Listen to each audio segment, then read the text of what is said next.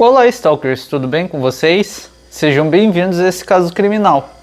O vídeo não tem intenção de desrespeitar as vítimas, seus familiares e amigos. É um vídeo em formato de documentário e todas as informações contidas nele são informações públicas que podem ser encontradas na internet por todos.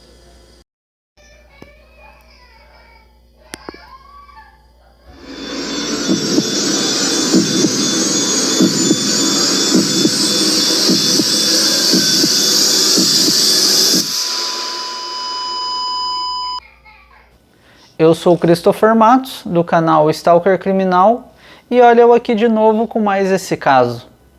O caso de hoje nos mostra como o ser humano é perverso. Fazer o que ele fez uma vez já é difícil, imagina repetir 300 vezes. Monstros são criados de uma forma cruel, sádica e perversa. E quando isso acontece, o mundo sofre as consequências. A maldade, ela é ilimitada. Quando nós pensamos que não pode piorar, vem um ser desse e prova que sim, que pode piorar. Mas antes da gente continuar o nosso caso, eu gostaria de pedir um favor para vocês, de comentar aqui como é que eu posso melhorar o canal para vocês. E de se inscrever, porque vai ser bom ter você aqui. Ative o sininho criminal para ficar por dentro das novidades. Curta e comente com o devido respeito. Convite feito, senta e escuta esse caso. Foi em 1997, quando os primeiros corpos foram encontrados, todos dilacerados, que a polícia entrou no caso. Começou assim um dos mais complexos e terríveis casos de assassinato da história da Colômbia.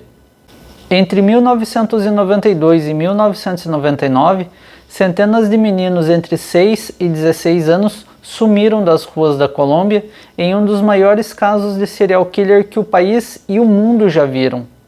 Enquanto parte do mundo comemorava o fim da Guerra Fria em 1991, a Colômbia chegava cada vez mais perto do fim do conflito armado interno, iniciado em meados de 1964, e a batalha apenas acabou em 1992.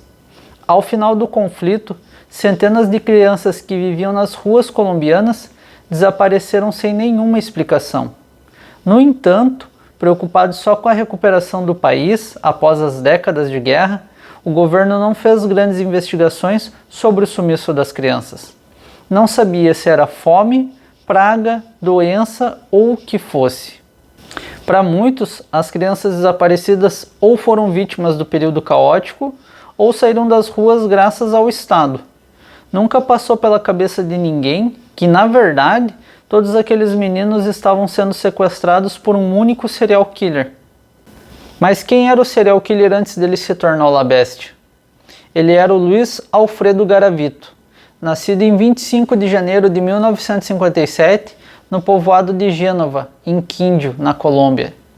Nascido em uma família muito grande, ele era o mais velho dos 7 irmãos. Cresceu em um ambiente muito pobre. O Luiz foi criado de modo cruel pelo seu pai, que era um homem muito violento e alcoólatra.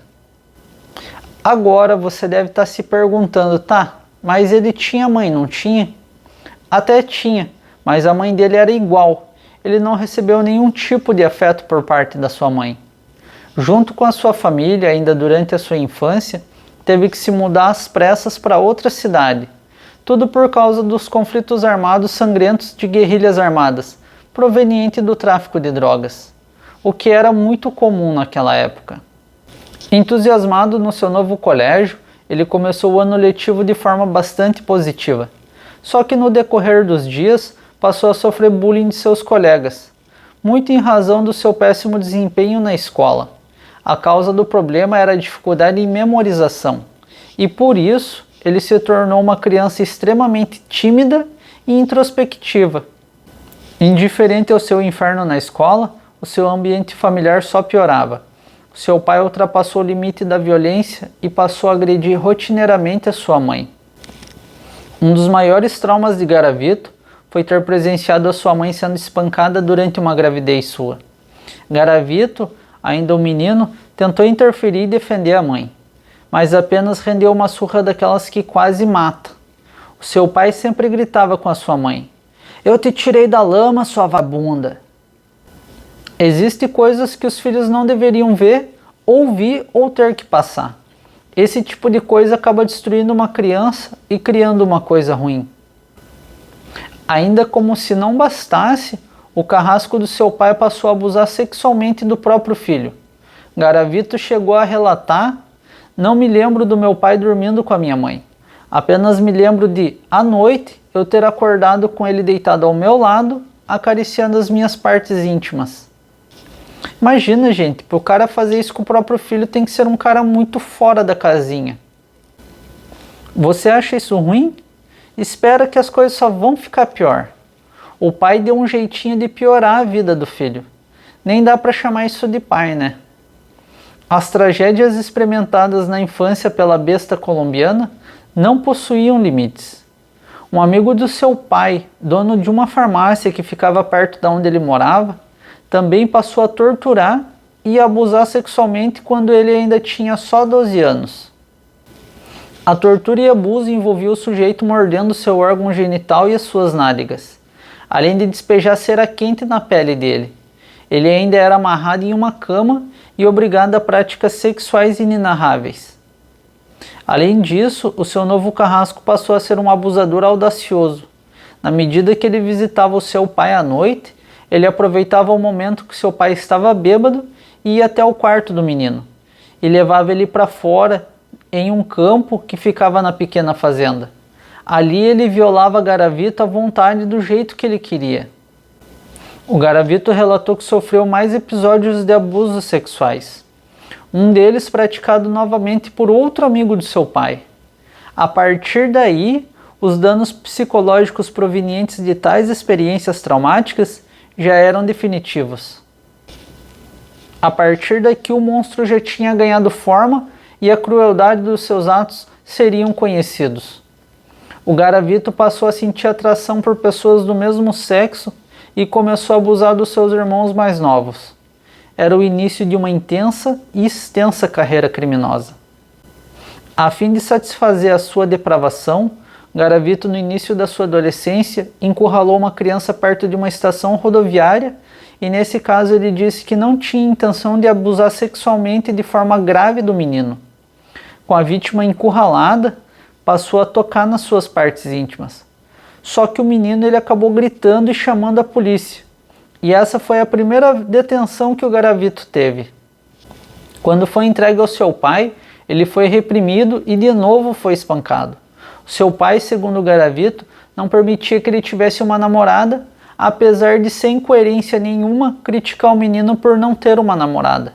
Foi aí que ele decidiu sair de casa e viver o seu próprio sustento. Agora ele podia viver segundo as suas leis. A besta estava fora da coleira. Durante a sua vida adulta, não se manteve em quase nenhum emprego fixo. Vagava de emprego aqui, emprego lá, nada por muito tempo. Ele acabou se dedicando na maioria das vezes como vendedor em pequenos comércios. Ele acabou se tornando igual ao pai, um alcoólatra. Assim ele acabou se mostrando um indivíduo violento com seus colegas de trabalho e chefes, o que dificultou e muito a sua estabilidade num ambiente de trabalho. Mas foi por volta dos anos 90 que, em tese, ele começou a torturar, abusar e matar crianças. Nessa época, ele era vendedor e vendia imagens do Papa João Paulo II e estátuas de quando Jesus era um bebê, o que inspirava um certo grau de confiança. O seu método criminoso era quase sempre o mesmo. O Garavito ia até as praças de zonas periféricas e lá ele escolhia crianças, em sua visão, sexualmente atraentes, normalmente entre 6 a 16 anos. Ele puxava uma conversa com o menor, oferecia dinheiro e o convidava para passear. Durante toda a caminhada, ele estava sempre bebendo bebidas de alto teor alcoólico, com a intenção de ter coragem para conseguir fazer as atrocidades, pervertendo as crianças e chegando ao seu macabro prazer. A partir do momento em que a vítima se cansava de passear, a besta levava a criança para um local desocupado, normalmente um matagal, e ali o ato abominável começava. A besta colombiana amarrava as mãos delas e as violentava sexualmente, mas não era o fim do sofrimento da jovem vítima. Aliás, já adianto que ao continuar o vídeo, você se deparará com relatos indigeríveis. Garavito, provavelmente tomado por um forte sentimento de culpa, acabava transferindo esse sentimento de culpa para a criança, de modo que passava a torturar, começando com uma agressão violenta e brutal. Ele quebrava as mãos do menor com pisões, cheio de ódio. Com a vítima no chão, ele chutava elas de modo violento que quebrava suas costelas de forma irreparável. O ápice do sofrimento era quando uma faca mutilava os dedos, amputava as mãos, arrancava os olhos e as orelhas. Finalmente, com a criança ainda viva, ele degolava, colocando um ponto final no prazer macabro dele. Chamava atenção o hábito de Garavito, depois de assassinar suas vítimas, realizar anotações sobre a data, hora, local do homicídio e como foi o sentimento. Talvez sentisse prazer ao ler e relembrar os pesadelos que causava suas presas, apesar de nunca ter deixado muito claro o verdadeiro motivo de tais registros. A crueldade de seu modus operandi foi gradativa. No início, ele não empregava tanta desumanidade nos seus delitos. Todavia, no decorrer de sua carreira criminosa, além da terrível descrição anterior, ele costumava abrir cortes profundos na barriga de suas vítimas a ponto de ver seus órgãos. Ele fazia isso enquanto as vítimas estavam vivas e sentindo tudo. Tudo em nome do sofrimento alheio. Em novembro de 1997, as investigações sobre os assassinatos começaram quando foi descoberta uma vala comum com os corpos de 36 crianças. Quase todos eram meninos e apresentavam sinais de agressão sexual e tortura prolongada. A polícia chegou a Garavito após ele esquecer objetos pessoais numa cena de crime. O colombiano acabou adormecendo com um cigarro na mão e provocou um incêndio. Ele se queimou e deixou para trás dinheiro, óculos queimados, shorts, sapatos e roupas íntimas. Durante a investigação, a namorada entregou a agentes uma mala que Garavito havia deixado na casa dela. Dentro, os investigadores encontraram fotos de meninos, um diário de mortes e lembranças da vítima. Pela primeira vez, o Garavito entrou na lista de suspeitos, graças aos depoimentos coletados também. O fim dos assassinatos chegou quando Luiz foi flagrado tentando estuprar um menino de 12 anos. Em abril de 1999, ele foi preso pelo único crime e, quando foi interrogado, assumiu o assassinato de mais 140 crianças que foram provados. Inicialmente, o serial killer foi condenado a 1.853 anos e 9 dias de prisão, a maior sentença da história da Colômbia. Porém, a lei mudou, determinando que 30 anos seria a pena máxima no país. Como ajudou a polícia a encontrar os corpos de várias das vítimas dele, Garavito teve a pena reduzida para 22 anos, meros 22 anos. Ele alega ter comportamento exemplar na cadeia. O condenado diz que uma força do mal o fazia cometer os crimes bárbaros.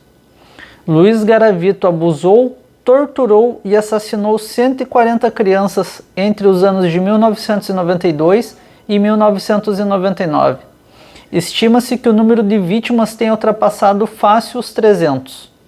Teve uma indignação e rejeição da população por causa da sentença ter sido reduzida para 22 anos. Meros 22 anos. Em virtude da colaboração do homem com as autoridades na localização dos corpos de algumas das vítimas. Durante o período em que ele ficou preso, o Garavito tentou se matar diversas vezes, infelizmente sem sucesso. Isso levou as superintendências penitenciárias colombianas transferir ele para mais de um presídio. Ficava sempre em uma cela individual, isolado dos outros detentos. Em sua primeira e única entrevista para a TV, veiculada em 11 de junho de 2006 por um canal local, a besta tentou a todo tempo justificar seus crimes, negando ter violado sexualmente as vítimas, embora em nenhum momento tenha negado os homicídios praticados. Questionado sobre o futuro, disse que pretende seguir carreira na política e direcionar seus esforços para combater a exploração sexual. Meio hipócrita da parte dele, né? O Garavito viveu na cadeia de Vila Vivência por 22 anos, totais de sua sentença. Na prisão, a pena dele acabaria em 2021, mas eu não consegui achar qualquer tipo de informação se ele foi solto ou não. O que eu posso dizer é que Luiz Garavito, além de ser um demônio que caminha sobre a terra, ele é o maior serial killer da história e que ainda vive para lembrar ao mundo que o mal caminha sobre a terra. Me diz uma coisa, você acredita que um ser desse, depois de solto, ele é capaz de viver numa sociedade sem oferecer risco nenhum? Realmente ele é capaz disso? Se você chegou até aqui e gostou do meu conteúdo, se inscreva no canal para me ajudar. Ative o sininho para ficar sempre por dentro dos casos reais que eu conto aqui. Deixe seu like, que para mim é muito importante. Comente o que achou do caso, porque a sua opinião também é importante e eu gostaria de saber o que você achou. Eu te vejo no próximo caso então. Até lá!